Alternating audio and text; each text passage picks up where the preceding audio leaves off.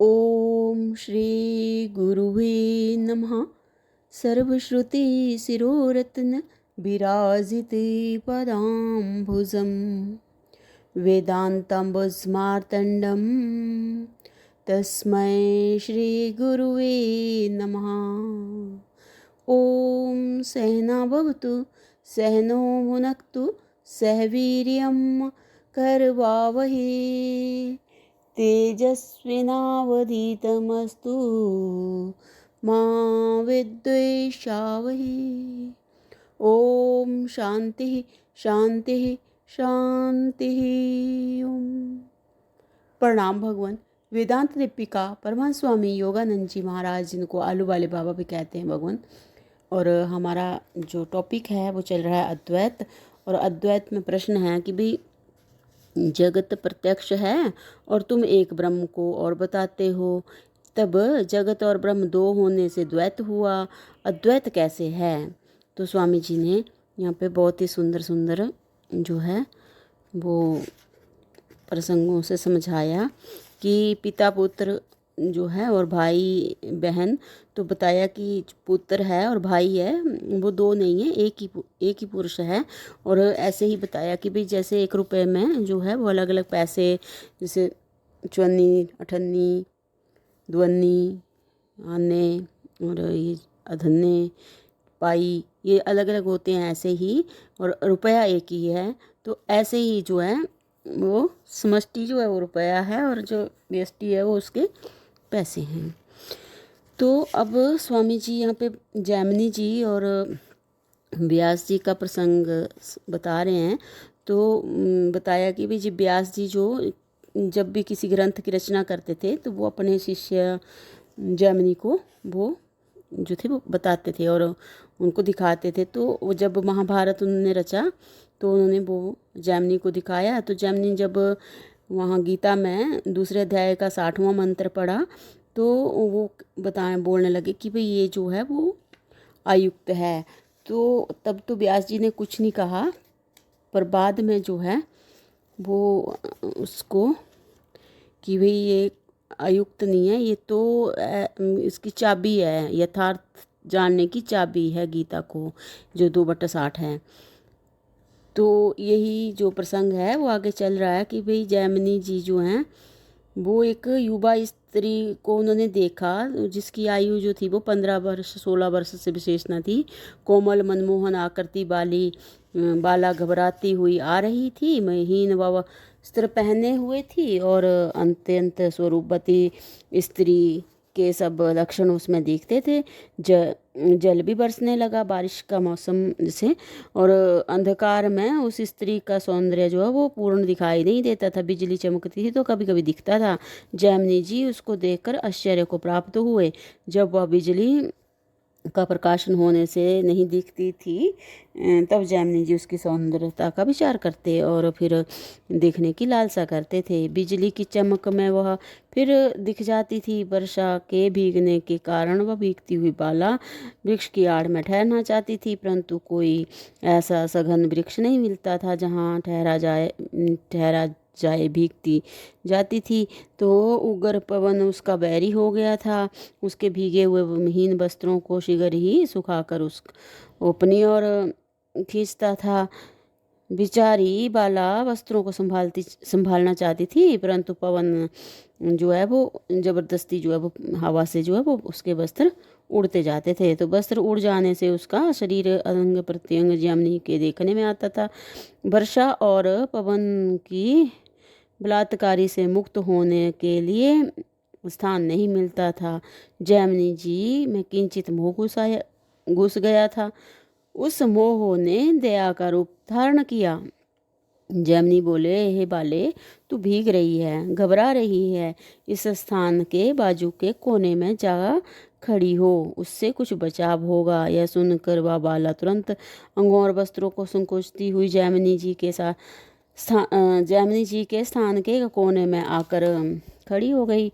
थोड़ी देर पीछे जब वो जैसे स्वस्थ हुई तब जैमिनी जी पूछने लगे, हे बाले, तू अकेली वन में कैसे आई, तेरा स्थान कहाँ है? तो वो लड़की बोली, महाराज, यहाँ से 3 कोस पर जो शहर है वहाँ ही रहने वाली हूँ। सखियों के साथ वन में अंबिका माता के दर्शन करने आई थी। जब हम मंदिर में दर्शन करने जा रही थी तभी एक भयंकर जो शेर है की गर्जना हुई, जिसको सुनकर हम सब भागी। कोई किधर को और कोई किधर को थोड़ी दौड़ी। किसी को दूसरी की खबर नहीं रही। गर्जना बराबर होती रही। मैं भी एक और धर भागी। पीछे फिर कर भी नहीं देखा। सामने के वन में आकर जब शेर का शब्द सुनाई देना बंद हो गया तब मैंने दम लिया। सखियों का पता नहीं, मालूम नहीं उनका क्या हुआ और वे कहाँ गई। इस प्रकार जब मैं शेर के मुख से छूटी तो वर्षा ने आकर मुझे घेर लिया। यदि वर्षा बंद हो जाए तो घर चली जाऊंगी और अंधेरा हो गया तो फिर कैसे जा सकूंगी। शहर दूर है और मार्ग सूझता नहीं। जैमिनी ने कहा, हे बाले, यह विरक्त साधु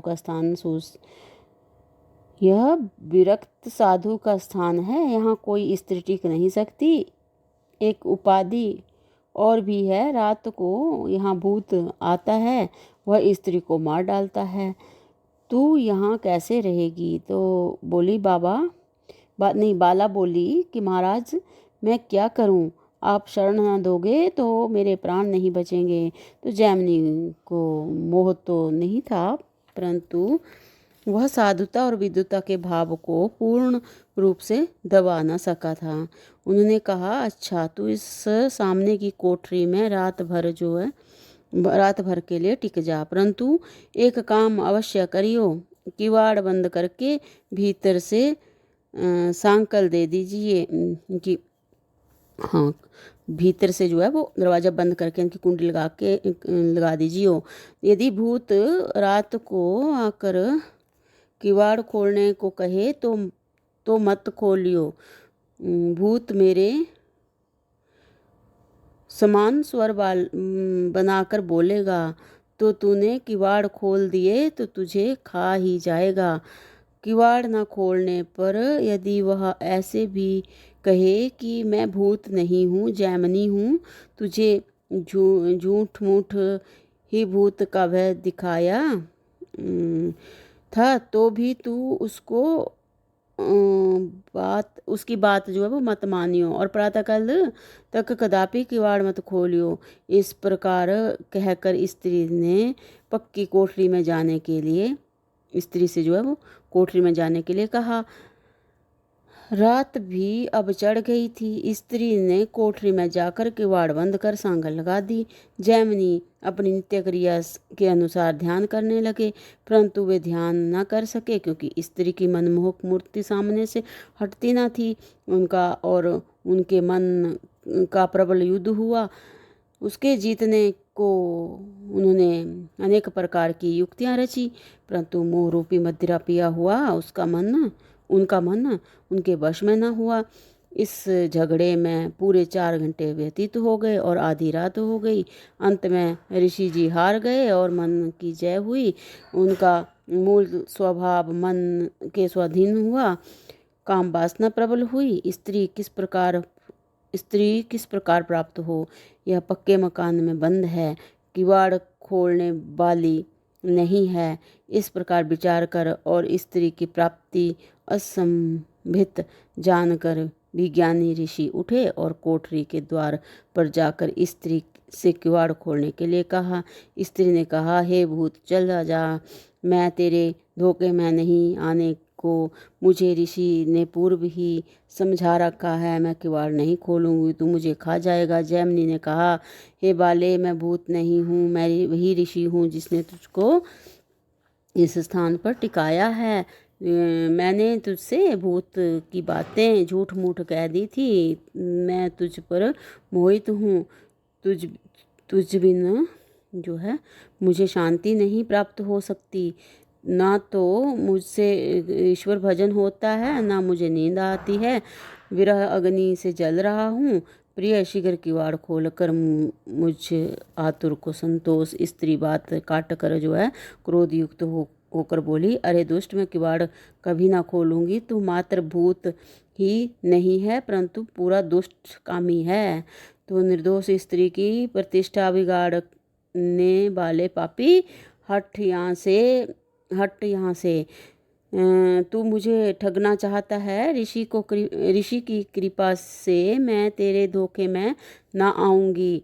कैसी चालबाजी लगता है।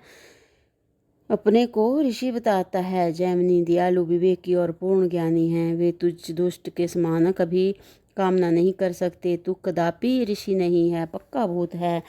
जा, अब मैं तुझसे बोलूंगी भी नहीं। ऋषि पर सचमुच भूत चढ़ा हुआ था। ऐसे मार्मिक वचन सुनकर भी ना उतरा और उन्होंने अत्यंत दीन होकर अनेक प्रकार से प्रार्थना की, परंतु स्त्री ने एक न सुनी। अंत में जब दीनता से काम ना चला तो उन्होंने निराश होकर दो चार घुड़कियाँ भी दिखाई कि यदि तू किवाड़ न खोलेगी तो तुझे शाप दूंगा, भस्म कर दूंगा, मैं ऋषि हूँ। इस प्रकार जैमिनी ने अनेक गीदड़ बबकियाँ दिखाई, परंतु स्त्री ना बोली, मौन साध कर चुप हो गई। जब ऋषि की कोई चतुराई न चली तब उन्होंने किवाड़ तोड़ना चाहा, परंतु उनका टूटना असंभव जानकर छत फोड़कर कोठरी में जाने का प्रयत्न करने लगे। ऋषि के पास कुदाल थी परंतु उसमें दिसत ना था। उसको लेकर छत पर चढ़ गए और लगे खोदने। छत थी पक्की, भला बिना दस्ते के कुदाल से खोदना कुछ सहज काम तो था नहीं, परंतु तो भी ऋषि ने मन मोहवश खोदना आरंभ किया। खोदते खोदते कोई 5 घंटे में बड़ी कठिनाई से एक मनुष्य के उतर जाने योग्य छिद्र कर पाया। उस समय कुछ उजाला होने लगा था जो रोशनदान में होकर कोठरी में जाता था। छिद्र में होकर जैमिनी जी नीचे उतरे और वहां जाकर देखा तो उन्हें स्त्री तो कहीं दिखाई ना पड़ी, परंतु लंबी लंबी जटा धारण किए हुए दाढ़ी वाले व्यास जी दिखाई दिए। उनको देखकर जैमिनी चकित होकर वहीं से वहीं खड़े रह गए। व्यास जी ने उठकर उनके 2 तमाचे मारे और कहने लगे, कहो बच्चा, वह श्लोक युक्त है अथवा अयुक्त? तू विवेकी होकर मन के बस में कैसे आ गया? तेरे विद्वान होने में संदेह नहीं है। भूत की युक्ति तो तूने लगाई